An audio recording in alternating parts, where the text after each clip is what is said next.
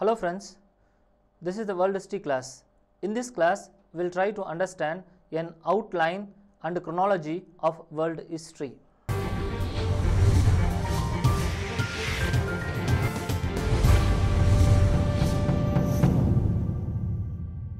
Now, world history, from where it begins and up to what we have to read. When I speak about world history, I am speaking about that part of world history which has been included in the syllabus of UPSC. I am speaking about world history which is included in the syllabus of UPSC. Approximately the syllabus traces from 1700s to 1990s. So approximately the period is from Renaissance and Reformation up to disintegration of USSR. In a larger way, from Renaissance and Reformation and up to the disintegration of USSR. That is the scope of our discussion today. Today, I will just give a glimpse of all the developments which happened from 1700s to 1990s. One thing you have to understand is that though the world history syllabus looks very vast, if you clearly understand the syllabus, the sequentiation with one topic with the other topic and the understanding the relation between one topic and another topic, you will come to know that the world history is very easy. You should not think that the world history we have to include all other topics which happened in the world starting from 1700s to 1990s. We will restrict our discussion to the most important topics in which the UPSC has been asking the questions. This world history outline is useful for the people who are preparing for UPSC mains examination general studies. Also, this class is very much useful to the students who are preparing with history optionals in the UPSC preparation. So let us begin from 1700s to 1990. Our first topic, which will be Renaissance and Reformations. What is Renaissance? What is Reformation? Renaissance is a new change or a new birth. Renaissance is often referred as a birth of man. Renaissance happened in the period around 16th century to around 17th century. It happened in Europe, in medieval Europe it happened. In the period of Renaissance, man began to have an interest in the study of large number of things. For example, there are numerous inventions, discoveries, Renaissance in science, in all other aspects it happened. So Renaissance means it is a discovery. Sometimes this Renaissance is used to discover the past history of man, past cultural glory of man which happened. So the Renaissance happened first in Europe. Reformation, I can say, is considered to be Renaissance in religion. Reformation is Renaissance in religion. So man at one point of time had begun to understand the aspect, the value of humanism in religion. There is something which is called humanism. Humanism is the study in a way in which man has become the center of the discussion, unlike the previous religion where God is the center. Now in humanism, man has become the center of the discussion. So Renaissance and Reformation had led to a new view of the world which man was living around. So this Renaissance and Reformation over a period of time was responsible for a new outlook. This new outlook was responsible for something which is called Industrial Revolution. Industrial Revolution.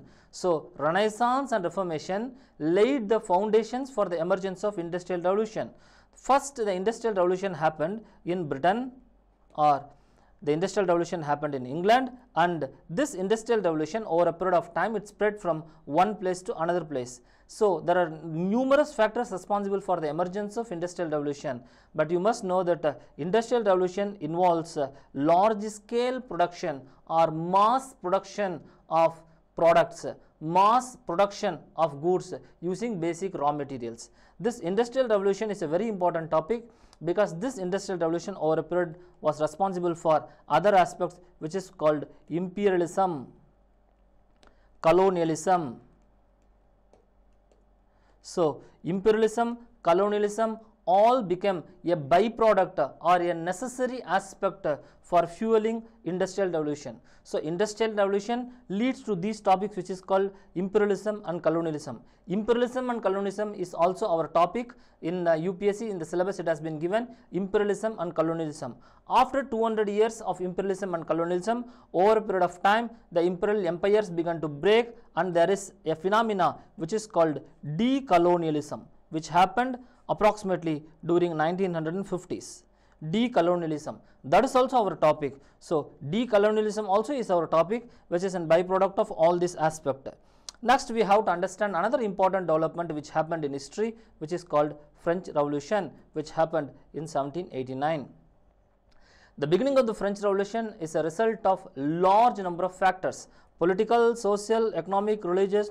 In all the ways in France which I am speaking is characterized by a disorder, characterized by an anarchy. It was characterized by absolute monarchy. It was characterized by corruption. The France was characterized by all these types of evils, along with something which is called feudalism.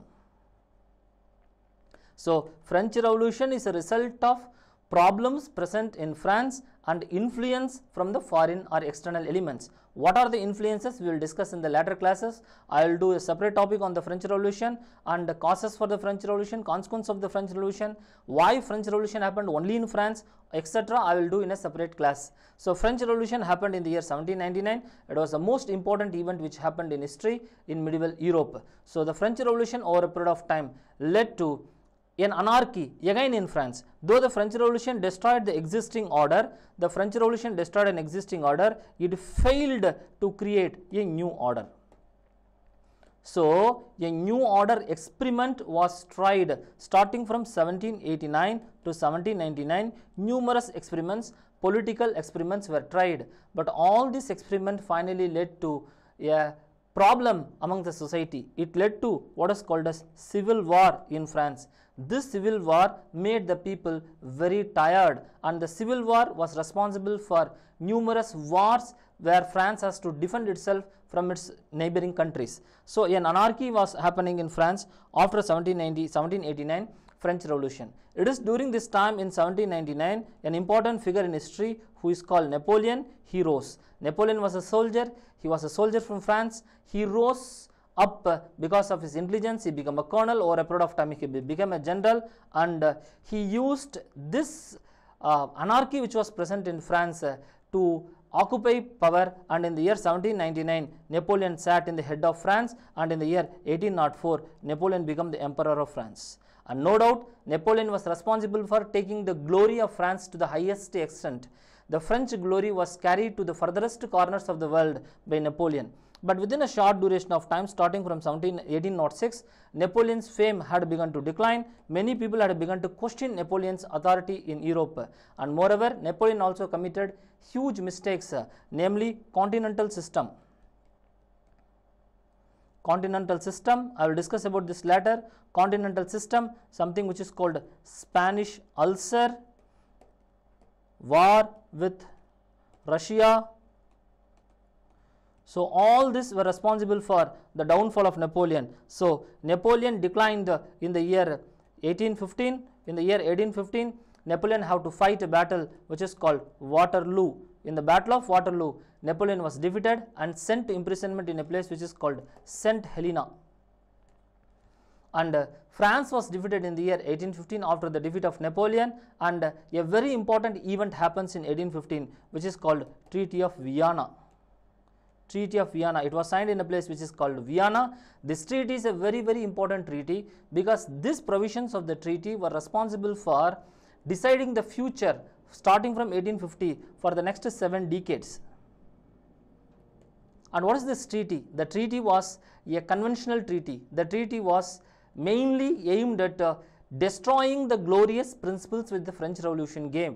The treaty was responsible for destruction of the glorious principles which emerged during the time of French Revolution, namely liberty, equality, justice, fraternity, nationalism, etc. So the Treaty of Vienna was responsible for destroying all this. So when the Treaty of Vienna destroyed all the glorious principles established by the French Revolution, and the Treaty of Vienna was an artificial treaty, the people were not ready. So the rulers in Europe, they imposed a treaty in France, and they imposed a treaty in Europe, and this is an artificial treaty. So the people were not willing to accept this treaty which is in Vienna. So the period which followed 1815 to approximately 1880s is characterized by a fight between Treaty of Vienna, order established by the Treaty of Vienna, and the revolutionary ideas of the French Revolution. So the revolutionary ideas of the French Revolution happens to be new. The order established by the Treaty of Vienna is an old. So the 70 years or 7 decades which followed after the signing of Treaty of Vienna in 1815 is characterized by the fight between the old and new, and we all know in the fight between the old and new, always the old is destroyed. So the old is destroyed because I am going to speak after this in events which is called unification of Germany, unification of Italy. Unification of Germany, unification of Italy speaks about the death of the Treaty of Vienna, or the unification of Italy or the unification of Germany indicates that the Treaty of Vienna is destroyed. Unification of Italy and unification of Germany happened. Both started approximately in the same period of time, around 1850s, and both completed in 1870s. Started in 1850s and completed in 1870s. So the unification of Germany, where Bismarck is a very important figure.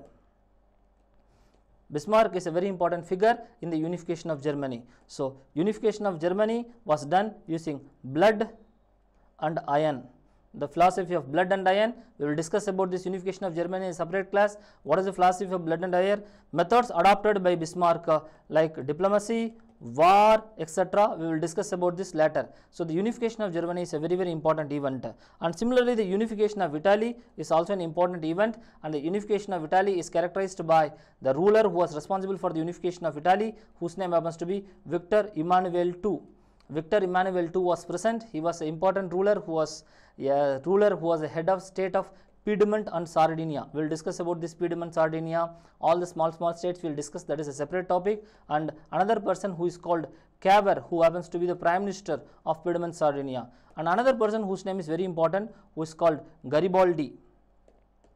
Garibaldi, who happens to be a soldier, and he also contributed in a larger way for the unification of Italy. So both this unification of Italy, unification of Germany represent the emergence of nationalism.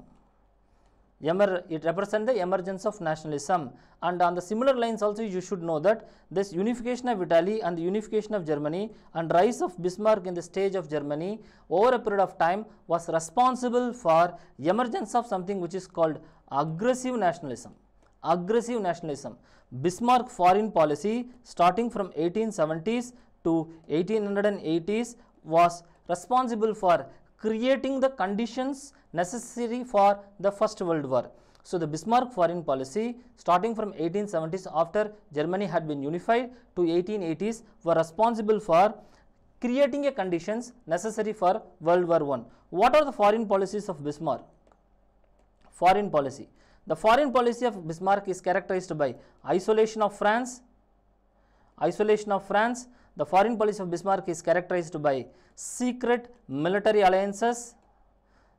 The foreign policy of Bismarck is characterized by rise of aggressive nationalism, and all these were responsible for creating a condition which were acting as a factors or causes necessitated for the emergence of World War I.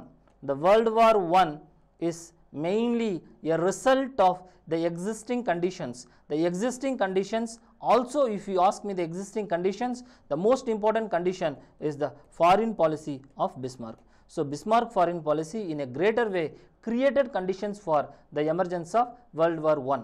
So I will conclude this class. Up to the World War I have done. Then in the next class I will start from World War I and I will complete the sequentiation up to 1990s. Thank you.